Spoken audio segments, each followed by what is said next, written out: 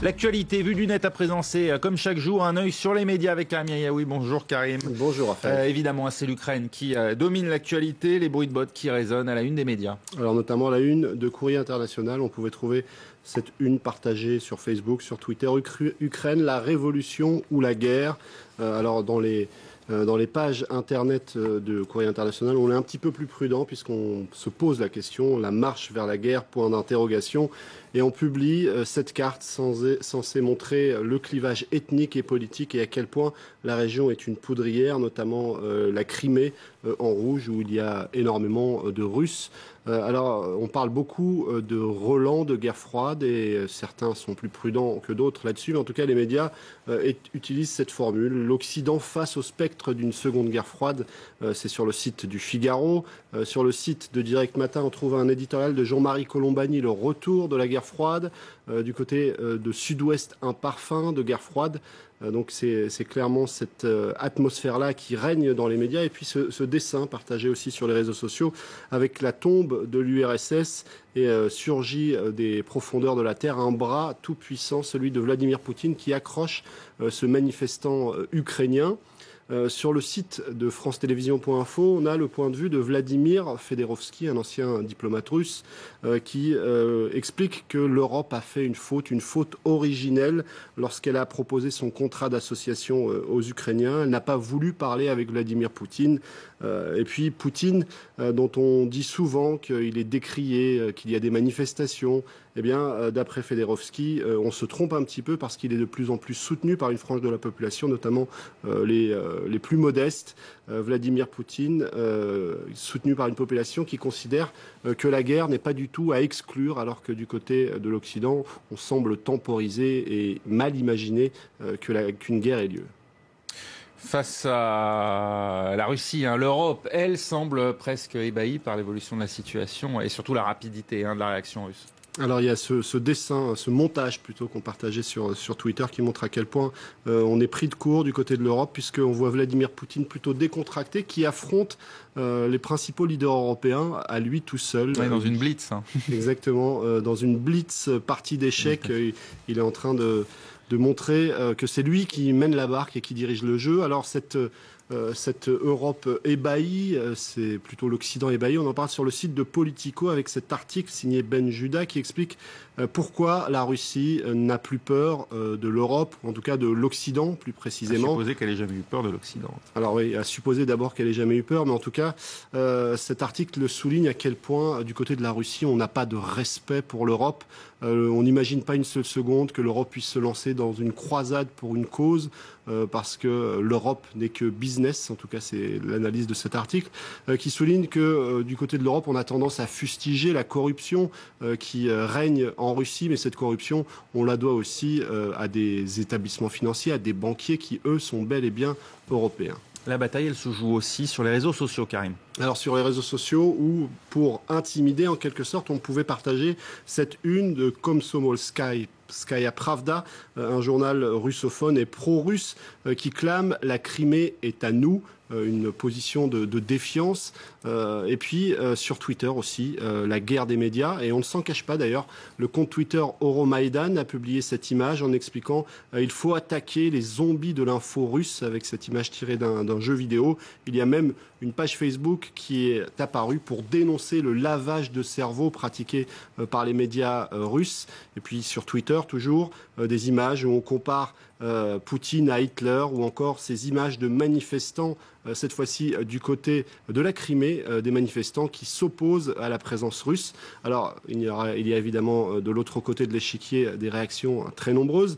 C'est cette fois-ci sur Instagram où on a vu fleurir un nombre assez incroyable de selfies d'habitants de la région de Crimée qui apparaissent aux côtés de ces militaires dont on s'est un temps demandé s'ils étaient vraiment russes. Il y a par exemple cette image d'une jeune fille qui dit « les médias mentent » ou encore sur le site de Big Brother toute une série de clichés où les gens posent presque détendus, en tout cas en famille pour cette photo ou encore ici cette jeune fille qui dit « je ne suis pas timide ». Et il y en a tellement et tellement qu'on peut se poser la question de la sincérité de ces images. Et puis ici en France, la position d'un certain nombre d'hommes politiques qui, sous couvert de réel politique, a suscité aussi certaines réactions. Alors des réactions, notamment celle de Jean-Luc Mélenchon, qui a suscité beaucoup de commentaires et beaucoup de critiques. Lui, qui dénonce le pouvoir putschiste aventurier à Kiev, qui considère que tout ça est bien dangereux, mais surtout à cause de l'extrême droite qui a noyauté le mouvement ukrainien. En tout cas, cette position a suscité des réactions nombreuses. Elle a été reprise, c'est la seule réaction française qui a été reprise sur le site de Rossaya TV, une chaîne pro-russe. On aurait éventuellement pu reprendre celle du sénateur Philippe Marini, qui a suscité aussi beaucoup de réactions avec ce tweet. Il est tout à fait naturel que la Russie reprenne ses droits en Crimée, qui est un territoire peuplé d'une majorité de Russes. Merci Karim, c'était un œil sur les médias. On passe maintenant à... La crise s'accélère à l'est de l'Europe. C'est la plus grave depuis 20 ans, estime Laurent Fabius depuis Bruxelles, où les ministres des Affaires étrangères de l'Union européenne ont encore appelé la Russie à retirer ses troupes d'Ukraine sous peine de sanctions. Sur le terrain pourtant, on en est loin. Toutes les bases de Crimée sont désormais encerclées par l'armée russe qui achève sa prise de contrôle totale de la péninsule. On fait le point sur place à Simferopol avec notre envoyé spécial Johan Bodin. Ce soir, l'encerclement des casernes ukrainiennes par les forces pro-russes se poursuit. Il a commencé hier. Nous sommes rendus sur la base de Perivalnaya. C'est à une vingtaine de kilomètres au sud de Simferopol, en direction de Yalta. Et là, depuis hier, les forces pro-russes encerclent cette caserne. Cela se fait sans violence. Pour l'instant, les chargeurs ne sont pas engagés dans les fusils d'assaut entre les deux troupes. Et sur la base de Borchiseraï, qui est en direction de la base de Sébastopol, c'est un peu plus tendu, c'est un peu moins organisé.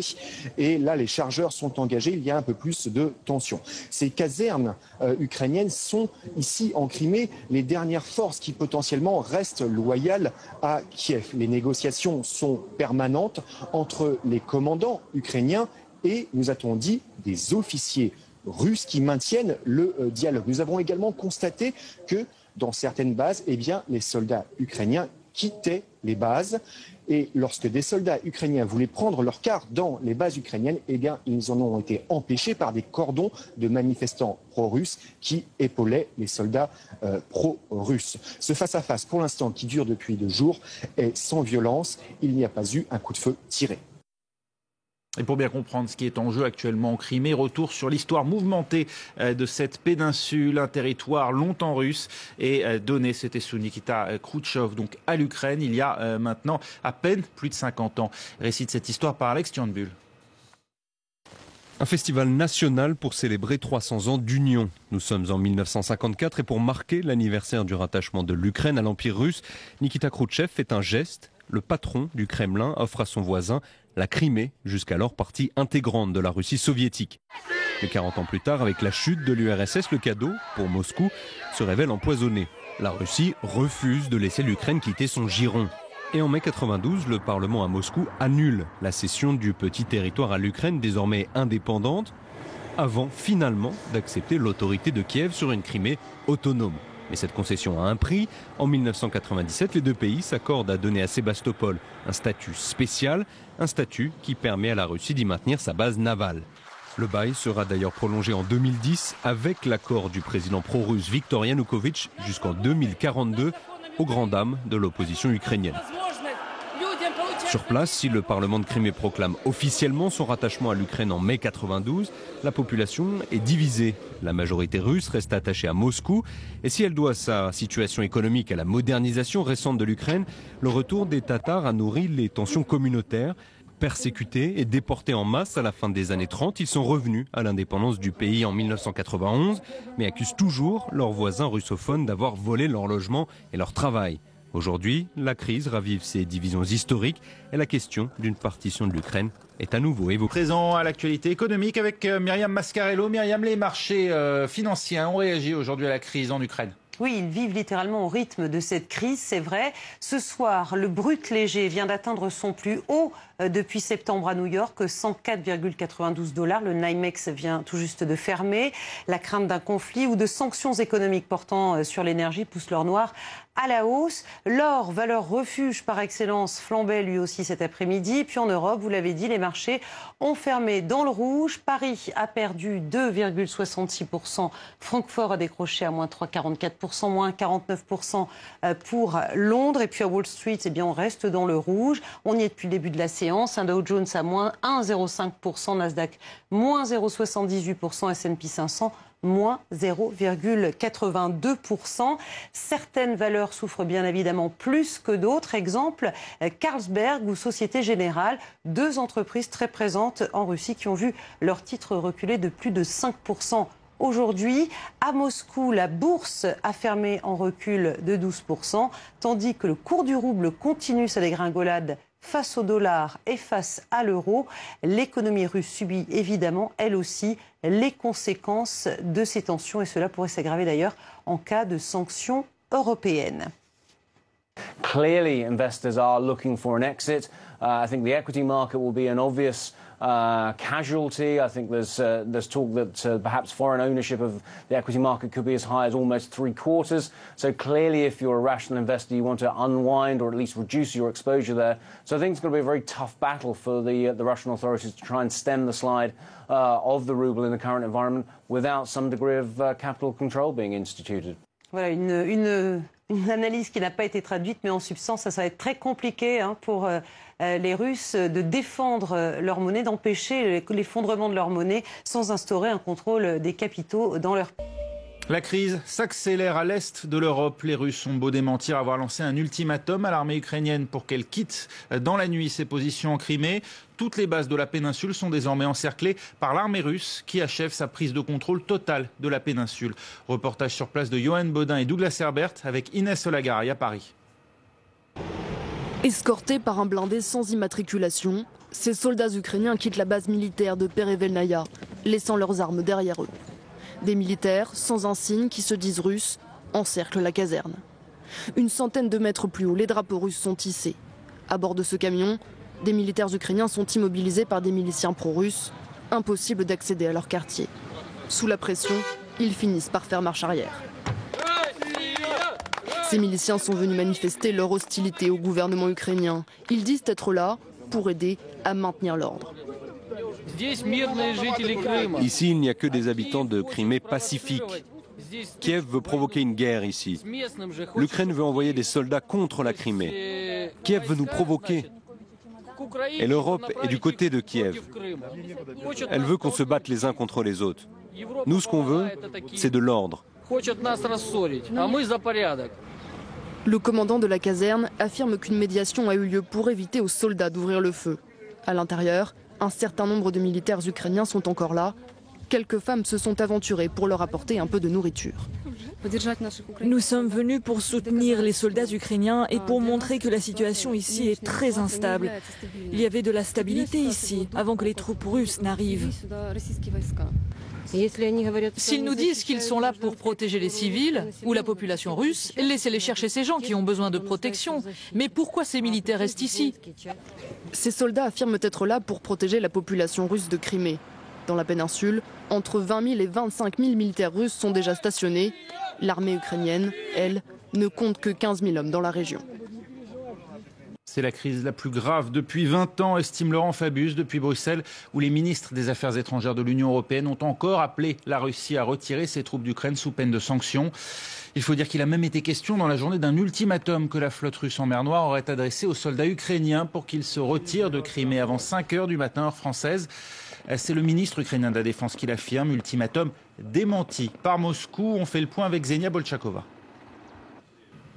Pendant quelques heures, on a bien cru que les Russes allaient passer à l'offensive et finalement, c'est un démenti de Moscou qui est tombé ce soir. L'ultimatum aux forces ukrainiennes, un non-sens, nous dit-on au ministère de la Défense. Ici, position confirmée du côté de la Douma. Le président du Parlement russe a déclaré qu'une intervention en Crimée n'était pas nécessaire pour le moment, que la carte du dialogue politique était encore à jouer. Côté officiel, donc, c'est un coup de frein, mais dans les faits, sur le terrain, la situation, on le sait, est de plus en plus tendu. Les gardes frontières ukrainiens ont constaté une arrivée massive de soldats supplémentaires au cours des dernières 24 heures en Crimée, secondés par des blindés, des hélicoptères, des avions de l'armée.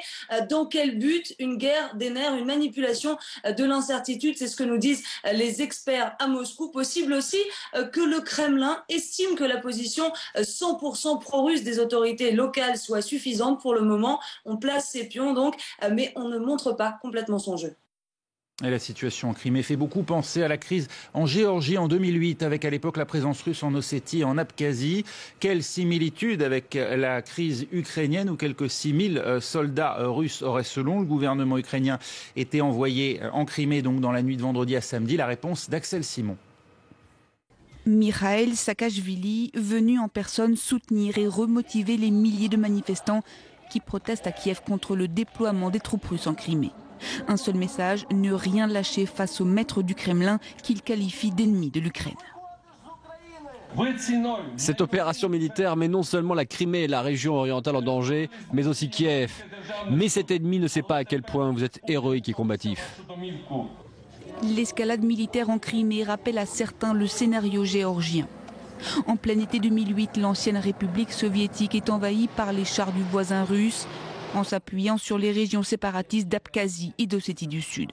Deux territoires qui, comme la Crimée, sont peuplés à majorité de russophones. Moscou y a des intérêts économiques colossaux, en plus de bases navales. En 2008, les affrontements entre troupes géorgiennes et russes durent 5 jours, tuent près de 400 civils. Sous la pression internationale, le cessez-le-feu est conclu le 26 août. Moscou reconnaît officiellement l'indépendance des deux provinces tout en maintenant l'occupation. Une mainmise qui, pour certains Russes de Russie, a visiblement laissé de bons souvenirs. Poutine a fait un travail vraiment fantastique lorsqu'il a imposé la paix en Géorgie. La même chose doit être faite en Ukraine. Mais les similitudes entre la situation géorgienne et ukrainienne s'arrêtent là. En 2008, Européens et Américains avaient tardé à agir. Aujourd'hui, ils ont intérêt à calmer au plus tôt l'escalade militaire. Les intérêts économiques des Européens sont plus importants en Ukraine qu'en Géorgie.